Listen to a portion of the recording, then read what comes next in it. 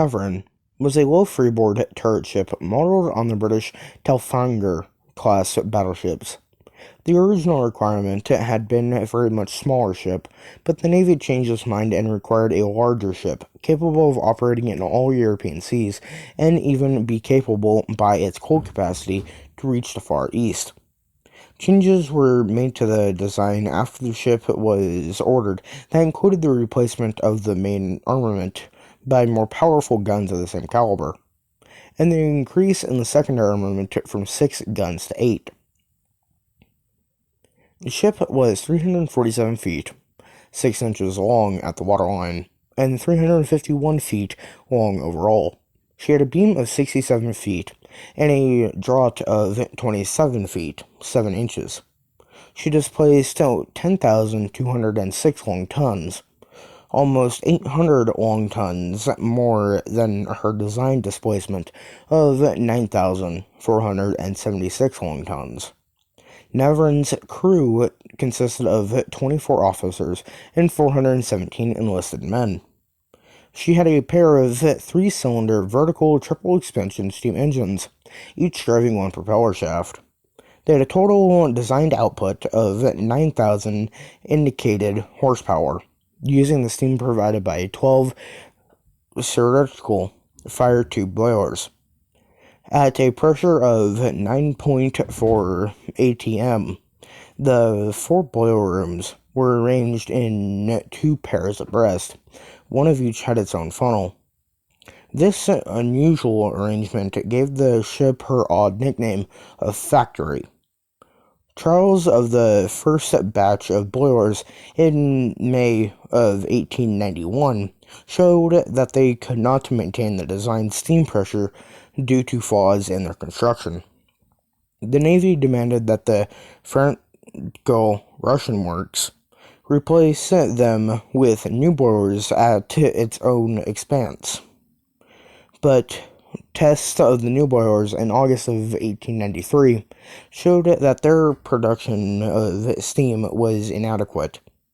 The factory asked for a year's time to rectify the problem, which the Navy granted since the construction of the ship had already been behind schedule. On her final set of sea trials in November of 1895, Navarin reached a top speed of 15.85 knots. She carried a maximum of 1,200 long tons of coal that provided a range of 3,050 nautical miles at a speed of 10 knots. The ship's main battery consisted of 4 .35 caliber 12-inch optical Model 1886 guns mounted in hydraulically powered twin-gun turrets, fore and aft of the superstructure. The guns required 2 minutes, 22 seconds between shots. They fired a 731.3-pound light shell at a muzzle velocity of 2,090 feet per second. Each gun was provided with 80 rounds.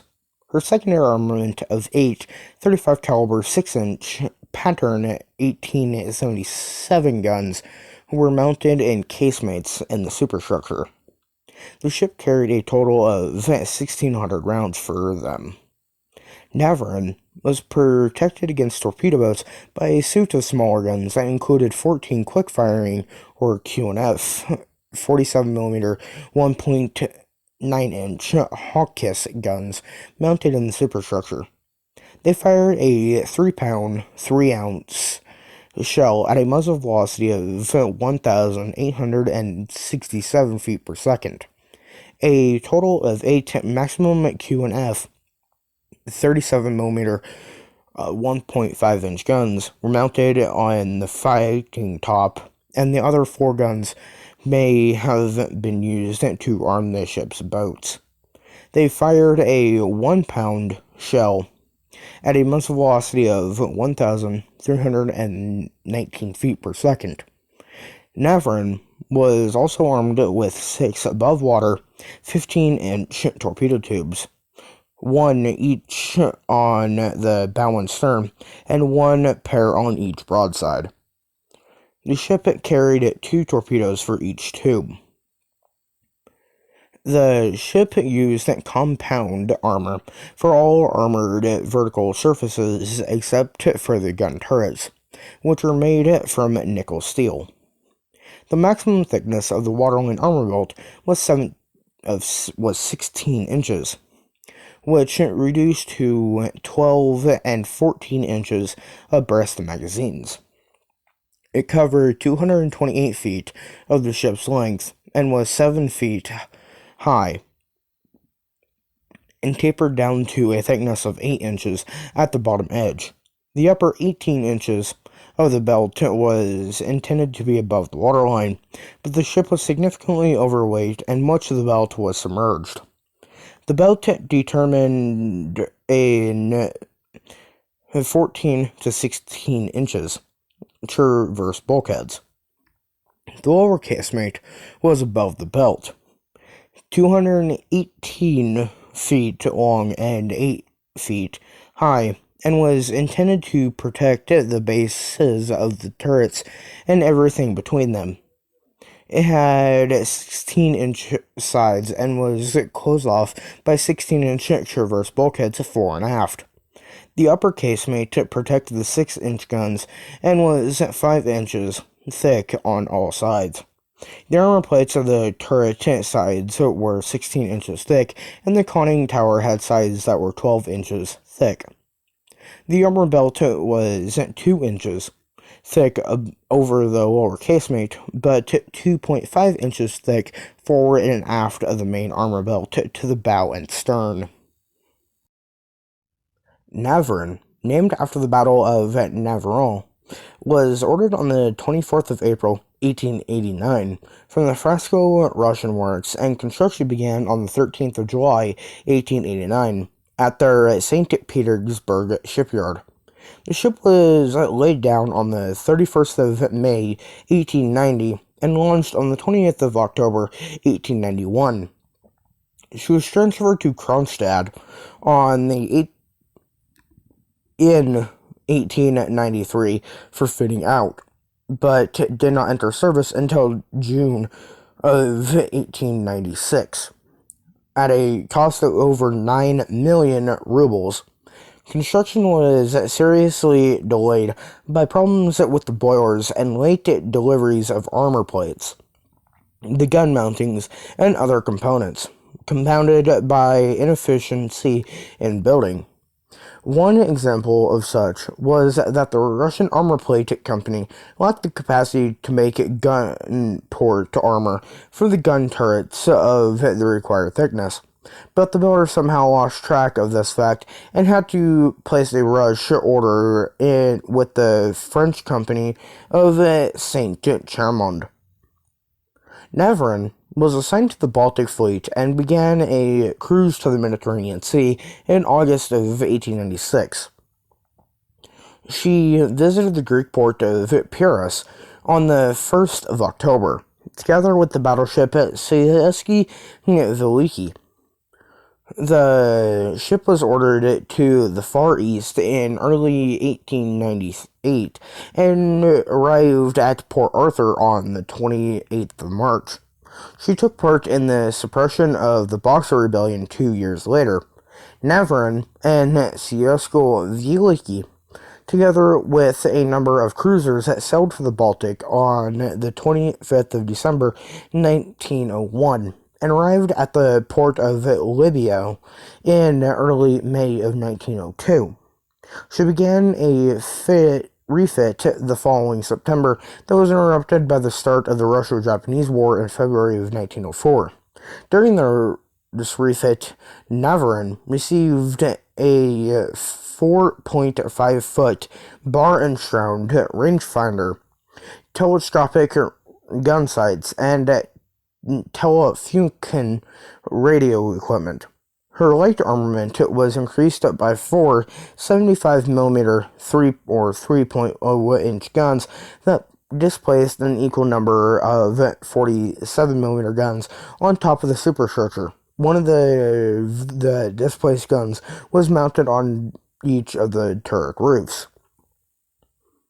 On the 15th of October, 1904, she set sail for Port Arthur from Libya, along with the other vessels of the South Pacific Squadron, under the command of Admiral Ziosko Roskuisi.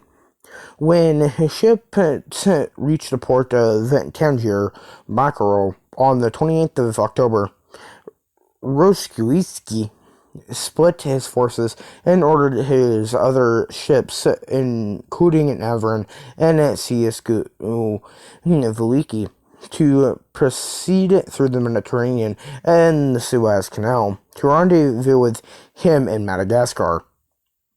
As previously planned, under the command of Rear Admiral Dmitry von Volksman, they departed that night and reached Pseudo Bay, Crete, a week later, and Port Said, Egypt, 2 weeks after that.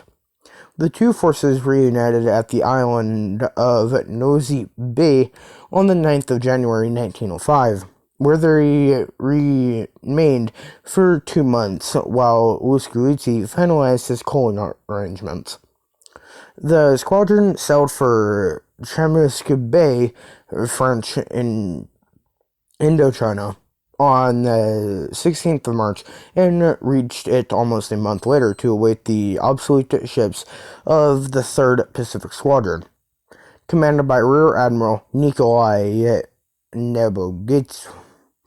The later ships reached Chamorro Bay on the 9th of May, and the combined force sailed for Vladivostok on the 14th of May. Lascolice reorganized his ships into 3 divisions. The first consisted of the 4 new Bonistol-class battleships, commanded by himself. Von Flockenson commanded the 2nd division of the battleships Oskar, Navarin, Siesko Veliki, and the armored cruiser Admiral Nikromov.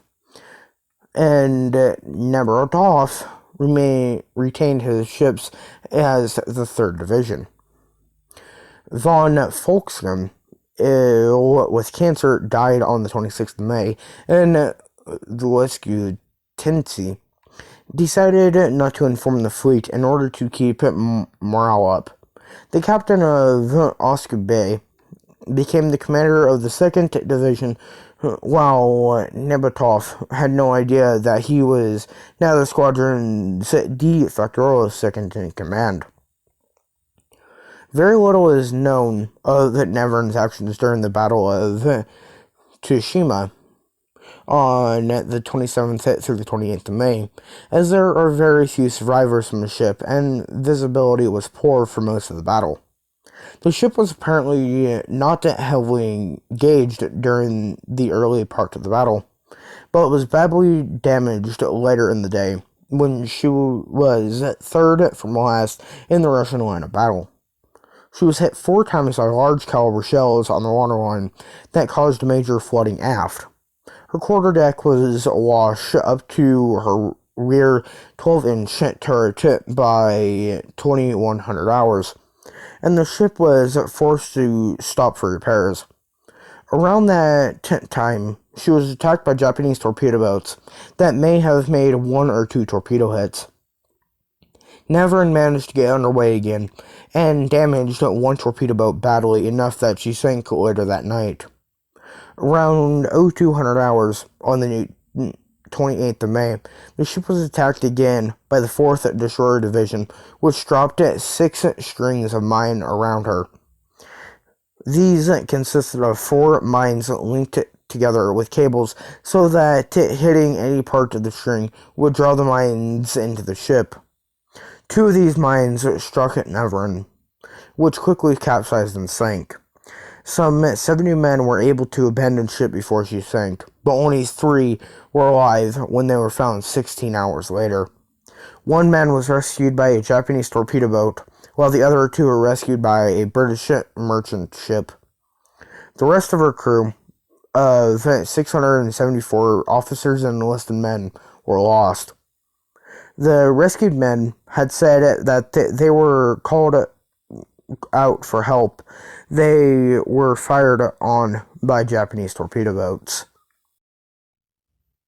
Although not much is known about the final moments of the Russian battleship Navarin, but what is certain is that she, although a very old battleship by current time standards, she did play a really important role during her time in service and would go down as a very, how do we want to say it, unlucky ship in the very end. Combined with mechanical functions throughout her history and lack of stuff within building her, it just, although an amazing ship by my standards, and I guarantee by many of everybody else's standards, this is truly a ship that needs to be remembered. As for other things regarding this ship, not much information can be found about her last moments. I have left some books about the Battle of Tsushima down in the description. I would highly recommend reading them, as they are, or they give a view of what her last moments were. But with that being said, I thank everybody for tuning in. I hope you guys enjoyed today's video. And please do go hit the subscribe button, ring the notification bell, and please hit that like button so that way we can keep on making this content, as always. Make sure to leave a comment down below if you guys have any questions, concerns, or requests, or just some information that you guys want to share about this beautiful ship or about the Battle of Tsushima. But with that being said, I thank everybody again for tuning in, and I will see you guys all in the next video. Peace out.